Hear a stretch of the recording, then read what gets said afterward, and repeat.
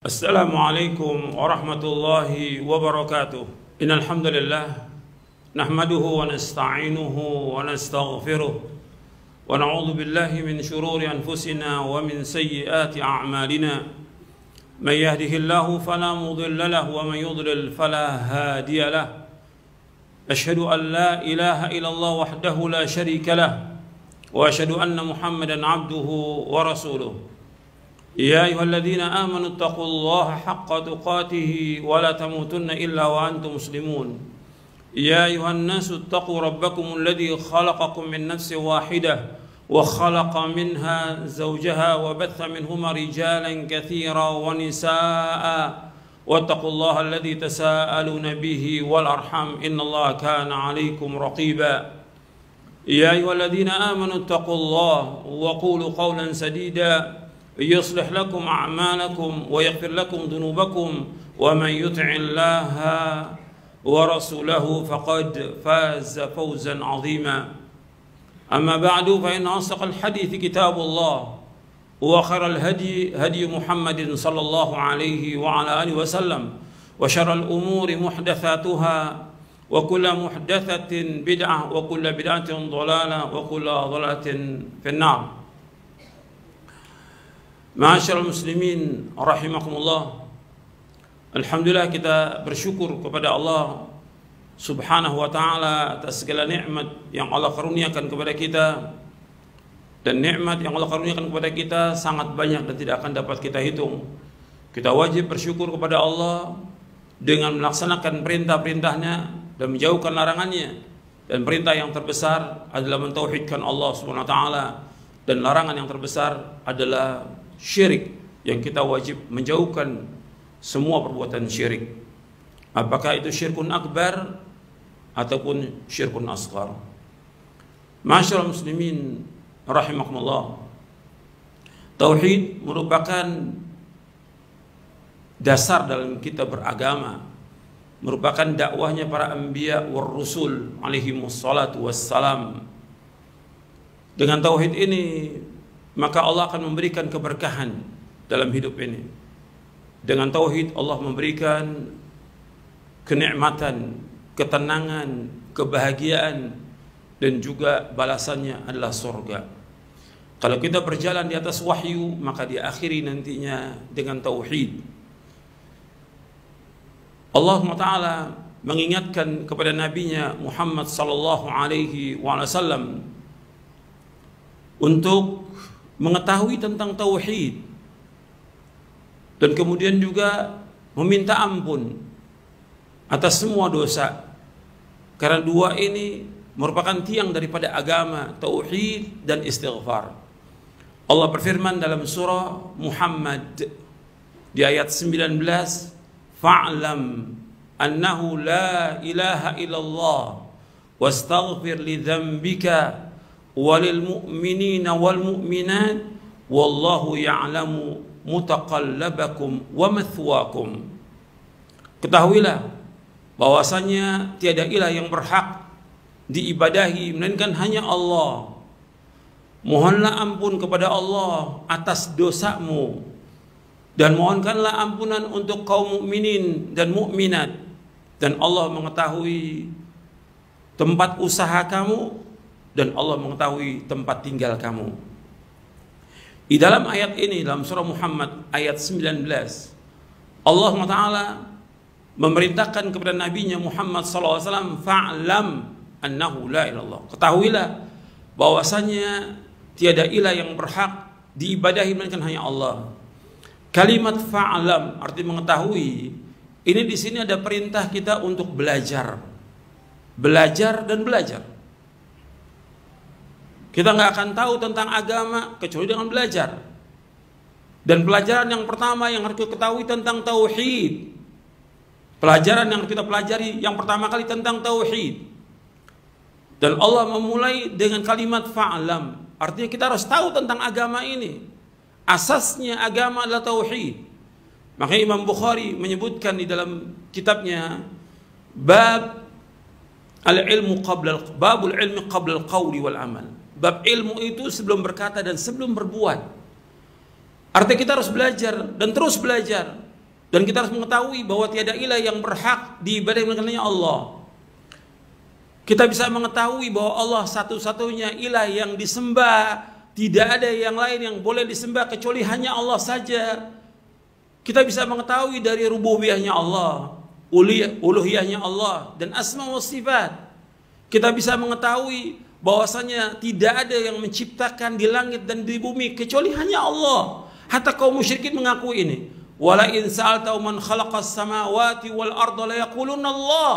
Kalau engkau tanyakan kepada mereka siapa yang menciptakan langit dan bumi? Allah. Kita harus mengetahui enggak ada yang menciptakan di langit, di bumi dan seluruh makhluk ini kecuali hanya Allah.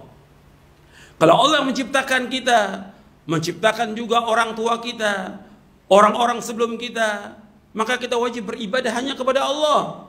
Allah berfirman dalam surah Al-Baqarah, "Ya ayuhan nasu ubudu rabbakumul ladzi khalaqakum walladzina min qablikum la'allakum tattaqun." Wahai manusia, beribadah kepada Allah yang telah menciptakan kamu dan orang-orang sebelum kamu agar kamu bertakwa. Jadi Allah sebagai Khalik yang menciptakan, kita wajib beribadah kepada Allah. Yang kedua, kita harus mengetahui juga bahwa Allah memberikan rezeki kepada kita. Nggak ada yang memberikan rezeki di langit dan di bumi kecuali hanya Allah. Apakah kepada kita, apakah kepada orang fasik, orang fajir, orang kafir, semua rezeki itu Allah yang memberikan. Nggak ada yang memberikan rezeki kecuali hanya Allah. Maka Allah satu-satunya yang wajib kita ibadahi. Kemudian Allah juga mempunyai nama-nama yang indah dan sifat-sifat yang tinggi yang mengharuskan kita untuk beribadah hanya kepada Allah SWT. Kita juga mengetahui bahwa hidup ini pasti ada kematian, dan setelah itu ada hisab, kemudian ada azab, ada surga, kenikmatan, ada azab yaitu neraka. Kita wajib untuk mengetahui itu sehingga kita beribadah hanya kepada Allah SWT. Dan masih banyak lagi yang lainnya, bahwa kita wajib mengetahui itu, bahwa kita harus beribadah hanya kepada Allah. Kalimat la ilaha illallah untuk menunjukkan bahwa la ma'budu bihaqqin illallah, tidak ada yang disembah dengan benar kecuali hanya Allah. Semua yang disembah oleh manusia kepada selain Allah, semua adalah sesembahan yang batil. Apakah manusia menyembah Isa, menyembah pohon, menyembah batu, menyembah kubur, menyembah apa saja selain Allah, semuanya batil. Dzalika bi anna Allah wal haqq wa anna ma yad'una min dunihi al batil wa anna Allah wal aliyyul kabir. Dan demikian itu hanya Allah satu-satunya yang hak, dan selain Allah yang disembah oleh manusia semuanya batil, dan Allah yang maha tinggi dan Allah yang maha besar. Kita wajib mengetahui itu dan kita wajib beribadah hanya kepada Allah. La ilaha illallah merupakan awal diciptakannya segala makhluk ini dan juga akhir kehidupan kita dengan la ilaha illallah. Kalau kita mati dalam keadaan kita mengetahui tentang la ilaha illallah, maka kita akan masuk surga. Man mata wa huwa ya'lamu annahu la ilaha illallah dakhala al-jannah. Barang siapa yang mati dalam keadaan dia mengetahui tidak ilah yang berhak diberikan hanya Allah, maka dia masuk surga. Hadis ini sahih, diriwayatkan oleh Imam Muslim. Dalam riwayat yang lain disebutkan orang yang mati dalam keadaan dia tidak menyekutukan Allah, maka dia akan masuk surga. Ini harus kita pahami, dan ini dasar. Bukan sekedar orang mengucapkan la ilaha illallah, tapi dia harus mengetahui tentang isinya. Zikir yang paling utama, kata Nabi Muhammad SAW, afdalul zikri la ilaha illallah. Seutama zikir la ilaha illallah. Tapi orang harus tahu tentang makna dari la ilaha illallah, dan harus tahu tentang rukun la ilaha illallah. Rukunnya la ilaha illallah ada dua. Yang pertama nafi, yang kedua itsbat. Nafi artinya nafian jami'a ma yu'badu min dunillah. Itsbat artinya itsbatul ibadah lillahi wahda. Nafi artinya kita menafikan, meniadakan, mengingkari semua yang disembah oleh manusia kepada selain Allah. Yang kedua, kita wajib menetapkan ibadah itu hanya kepada Allah saja. Semua sesembahan yang disembah oleh manusia kepada selain Allah adalah batil, adalah syirik, dan itu merupakan syirkun akbar, yang Allah tidak akan mengampuni dosa orang yang berbuat syirik kepada Allah Taala. Inna Allah la yaghfiru an yushraka bihi wa yaghfiru ma duna dzalika liman yasha. Wa may yusyrik billahi faqad iftara itsman 'azima. Sesungguhnya Allah tidak akan mengampuni dosa orang berbuat syirik, dan Allah mengampuni dosa selain itu bagi siapa yang Allah kehendaki. Barang siapa yang berbuat syirik, maka sungguh dia telah berbuat dosa besar yang paling besar. Makanya kita harus paham, kita harus paham, istri kita harus paham, anak kita harus paham tentang la ilaha illallah. Kita wajib mendidik anak-anak ini di atas kalimat la ilaha illallah. Ini kalimat yang paling penting, yang wajib diketahui oleh setiap mukmin dan mukminah, setiap muslim dan muslimah. Kalimat ini harus dia pahami, harus dia yakini, dan wajib dia untuk mengamalkan seumur hidupnya. Dia wajib beribadah hanya kepada Allah saja dan tidak boleh menyekutukan Allah dengan sesuatu pun juga. Kemudian setelah itu Allah mengingatkan kepada nabinya sallallahu alaihi wasallam, wastaghfir li dzambik. Mintakan ampun untuk dirimu. Artinya engkau istighfar kepada Allah, minta ampun. Kalau Nabi Muhammad sallallahu alaihi wasallam disuruh untuk minta ampun, apalagi kita. Dan Nabi bersabda, ya ayuhan nas, tubu ilallah wastaghfiru fa inni atubu ilallah wa astaghfiru fil yaumi mi'ata marrah. Wahai manusia, bertaubatlah kepada Allah. Mintalah ampun kepada Allah. Sesungguhnya aku minta ampun kepada Allah dan bertobat kepadanya. Aku bertobat kepada Allah dan minta ampun kepadanya dalam sehari 100 kali. Kita harus terus minta ampun kepada Allah. Terus. Kemudian kita mohonkan ampun kepada kaum mukminin dan mukminat. Mohonkan ampun kepada mereka agar mereka diampuni dosa-dosanya oleh Allah Taala.